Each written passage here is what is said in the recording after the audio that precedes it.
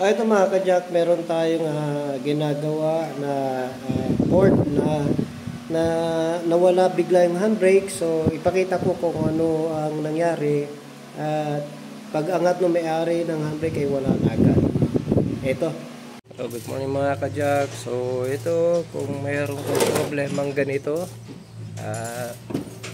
ipakita ko . So, ito na mga ka-jack, natanggal ko na yung cable na sinasabi kong putol. Ayan. Kung meron sana tayong cable na ganito na mahaba, na may mabibili or kasukat, so pwede ipapa-crimping nyo na lang dito. Ayan. So, gagawin nyo ng parang dito para ma-crimping dito, magkaroon ng lock dito sa bandang dulo. Pero kung may buo naman na mabibili dito, eh kung nagtitipid lang o ayan. Ayan mga ka-jack, na-damage pa yung kamay natin. Ayan o. Pagkahila natin, ay mag-ingat talaga. Talas o. Pagkahila ko ng ganun, ako. Pagkahila ko ng ganun, ako. Tuklap. So malaki-laki yan. Malaki lang. Harap tayo ng ganyan or yung sinasabi ko pang motor. Tignan natin kung anong gagawin. Kung may mabibiling ganito. So, picture muna natin. So, ito na yung ginagawa natin doon sa pangilalim yung torque mount. Kaya, yun, wala na. Durog na mga ka-jack. Isa, durog na rin. So, palit tayo niya. Para doon yan sa Honda IDSI. So, yan, pagka nagkakaroon ng vibration, malug ang makina. Ayan na mga cause niya mga ka-jack. Okay, ito naman sa ibang parts natin na ito, may ginagawa tayo dito. Transmission naman dito ng Ford Everest. So, delay. Masyado na yung kanyang reverse at saka atras. So, babaklasin natin yan. Bubuksan natin. At pakita natin kung anong problema ng pagka-delay ng ating tinatawag na transmission. Ayan, naibaba natin. So, hindi basta-basta magbababa mga ka-jack. Dami natin binabaklas. Ayan, preparation na natin para mabuksan natin. So, ito na mga ka-jack. Binabaklas na natin ito yung kanyang valve body. Ito yung lead frame. Ayan, lead frame niya. Tapos yung valve body. Babaklasin natin yan para malaman natin kung anong problema ng automatic transmission na ito. Ito ay delay. Okay? Mga ka-jack, ang buhay namin. Buhay ng mekaniko. Jay! Yes! Ayan. Salo-salo kami sa merienda. Bansit Canton, okay na yan. Sapat na yan. Ayun na. Ganyan kumain ng mga mekaniko. Yung mga kamay, grasa-grasa. Mabay mekaniko. Tignan yung mga kamay habang kumakain. Pasensya no. Yan, basing tabi na. Pero, ayan, pati na mo kami nito sa. At least meron siya kutsara. Ayan mga mekaniko. Pero, ayan, ihanap buhay natin yan. Okay lang yan. Pastor Nes. Si Bishop nandito. Nagpa-check ng sasakyan niya. Pastor Nestor. Ayun. Ayan. Ito mga ka-jack, natanggal na natin lahat. So, check tayo. Kanyang pump. Kanyang mga o-ring, clutch plate. Ayan, check tayo lahat mga ka-jack. Ayun, nabaklas na natin.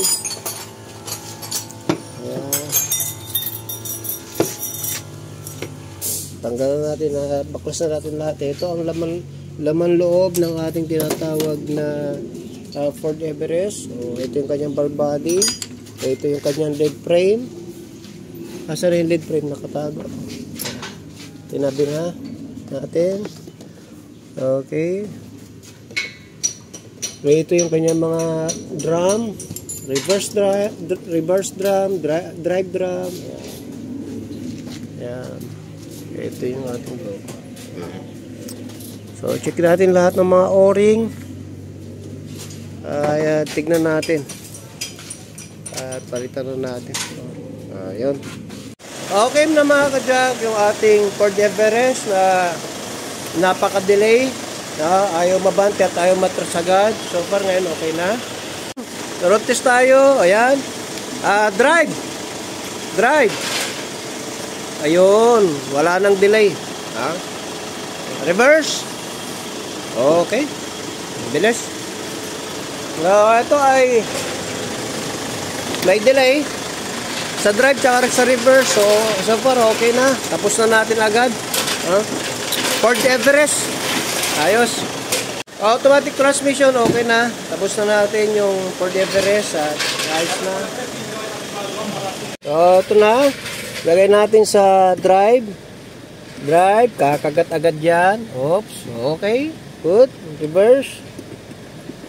Okay. Kagat agad. Ayun. Reverse agad. Okay, drive. Ayos na. Okay. Okay na to. Ayos na to mga kajak. Ito yung ginawa natin. Nilagyan natin ng remedyo, cable. Hindi na tayo bumili. So, kahit huwag mo i-atras ha. Masagasan ako sa ilalim ha. Ayun. Ayun. Sana. Ayun. Kahit nasa ilalim ako. Ayan, kita niyo mga kajak. So, yun yung cable niya. Ginawa natin ng paraan. Walang mabila na pyesa. So, okay na yung handbrake nito. Tapos, may adjustment dito. Kaso, hindi na natin naipakita kung paano natin na-adjust. Binalik na yung console. Okay. So, at least okay na ito mga to. Yung ating tinatawag na EcoSport. Napalitan na natin ng TCM. So okay na rin to. TCM ang pinalitan natin ng TCM. No reverse. Pero upon checking okay po yung tinatawag na shift fork. Okay yung kanyang shift fork. Okay yung kanyang dual clutch. So walang problema. Kaya pumunta tayo sa TCM kasi yan ang kadalasan ng problema ng EcoSport. So after natin mapalitan ng TCM, wala na pong check engine, wala nang actuator na lumalabas. So okay na to mga kajak. Nerotis na to. Matatapos na natin.